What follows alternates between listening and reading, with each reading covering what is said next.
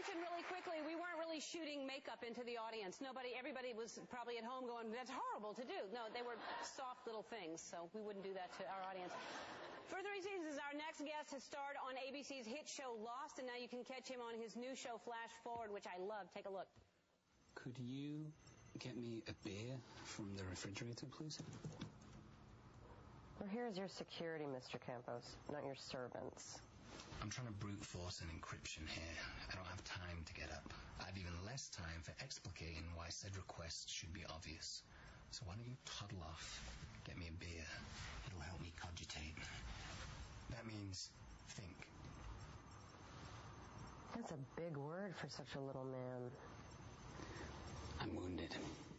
Please welcome Dominic, Monaghan.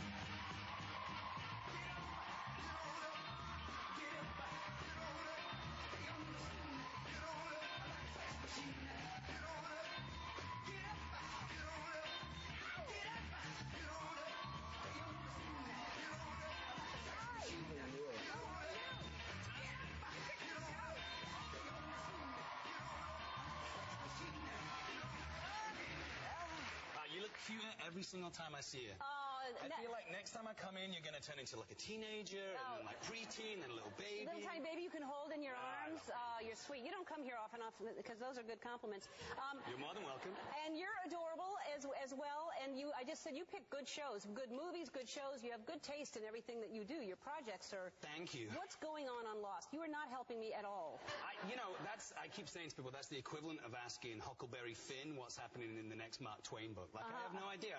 I'm a fictional character. I turn up, I do my work, I get paid my wages, which is good. I'm getting paid by Lost and Flash Forward right now, so that's good. Anyone want to go for a dinner? I have enough money in my bank account. I really don't know, And also, I kind of approach life in the sense of, like, what's in front of me is where my attention needs to be. Mm-hmm. And to a certain extent, it's like Flash Forward is kind of what's pushing me forward, and Lost is something that I used to do. Still love the show, still love the island, all that kind of stuff. Right. But really, my headspace has to be in Flash Forward, and that's been kind of a fun show for me, because he's kind of revolutionized from what Charlie is, I sat down, had one of the greatest meetings I've ever had with the creators, and they essentially said, what do you want to do? And I said, I desperately need to play someone that's different from Charlie, in the same way that I did when I finished Lord of the Rings. I had to play someone that was so different from Mary. So they said, okay, well, what is that? And I said, well, he has to kind of be a man, he has to kind of be a bad guy, he has to not be very friendly, because I want to see what the audience...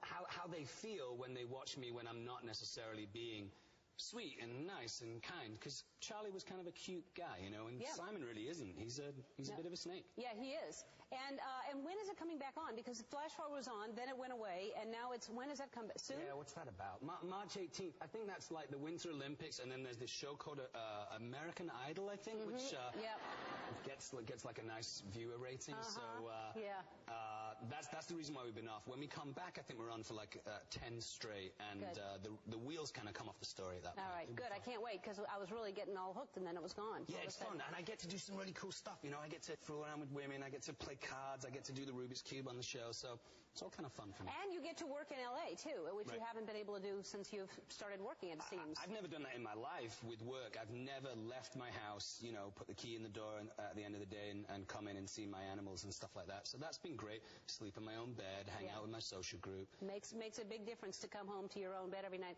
What animals do you have? Because you're allergic to like cats and dogs, right? Yeah, not so much anymore. When I was a kid, I was allergic to cats and dogs, so we kept, animals that didn't have fur.